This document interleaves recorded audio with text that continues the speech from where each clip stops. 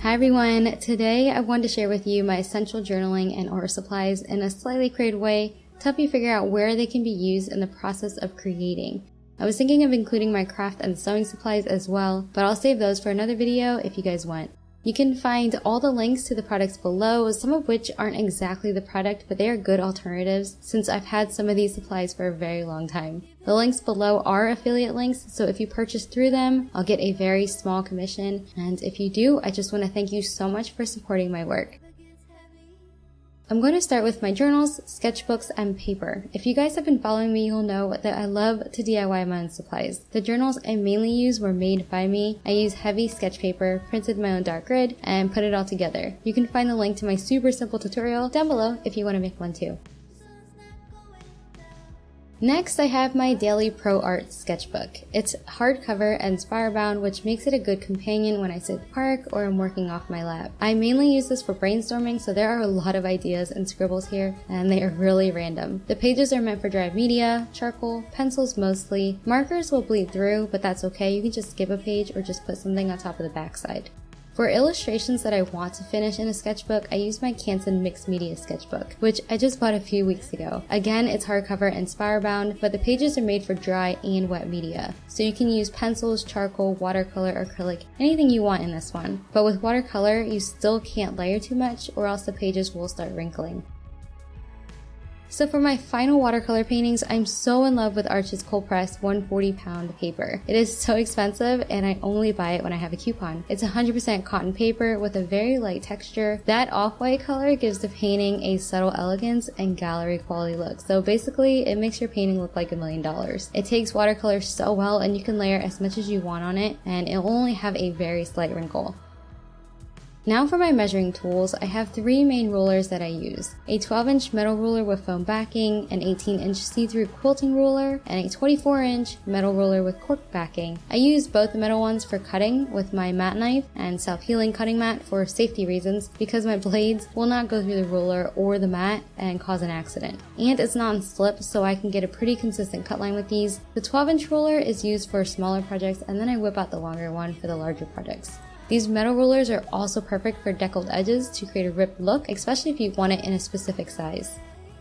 I use the quilting ruler to create 45 and 90 degree angles and parallel and perpendicular lines. This is a ruler I love for bullet journaling because I can see through it to the edge of the page, line it up, and produce a perfect line. They are normally in the sewing aisle because it is made for quilting, but it's just too perfect not to have.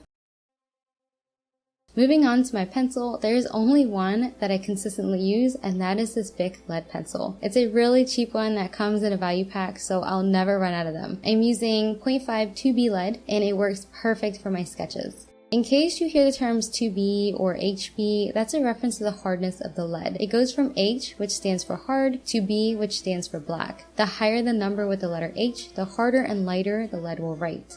The higher the number with the letter B, the softer the lead, which produces darker, blacker lines. This is what they would look like on a scale. And of course you can create a grayscale with only one type of lead, which makes drawing that much more dynamic.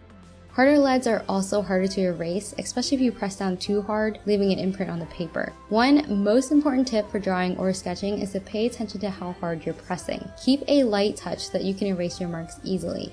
My all-time favorite eraser that normally helps is my Faber-Castell kneaded eraser. It is made of a putty rubber and is perfect for lightening up pencil strokes and to completely erase without leaving any dust. Once you erase an area, knead it until it becomes light gray and you're good to erase again.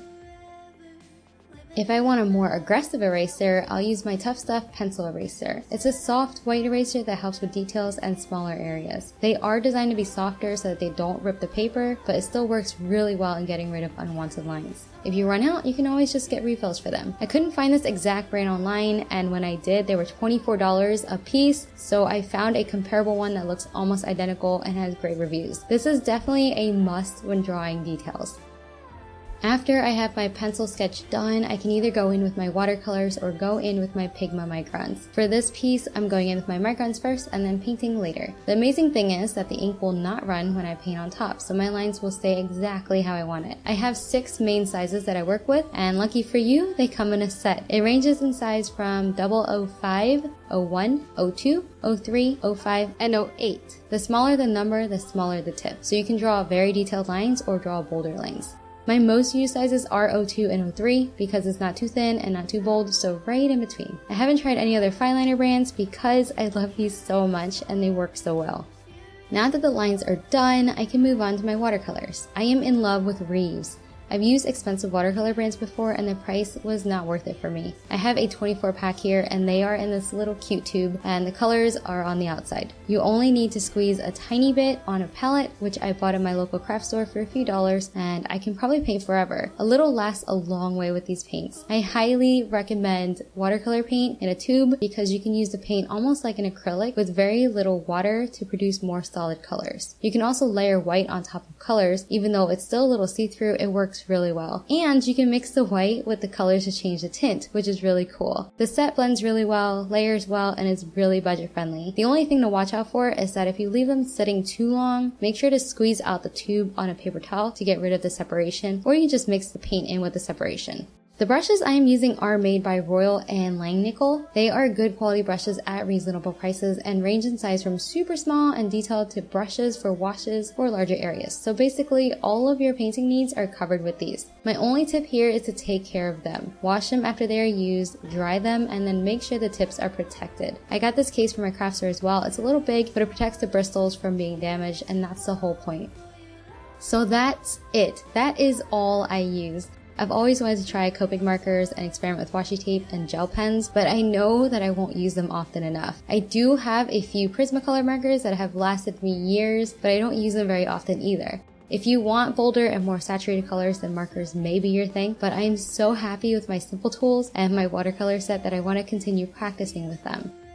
Keep in mind, guys, that you do not need to have everything everyone has to build a great bullet journal or make amazing art. Be resourceful and creative.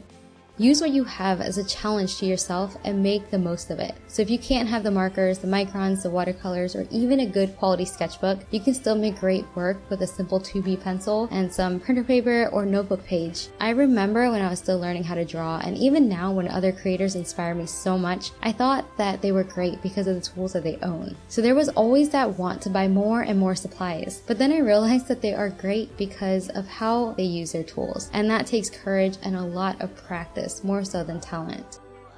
So since I love quotes so much, I'm going to leave you with a funny but inspirational one from Andy Warhol. He says, "Don't think about making art, just get it done. Let everyone else decide if it's good or bad, whether they love it or hate it. While they're deciding, make even more art." I hope this inspires you to just make art and not worry too much. Be sure to follow me on Instagram for any updates on my shop. I have something super exciting coming up in a few weeks that I'm going to share with you. Thank you so much for watching and have a wonderful day, everyone. Bye!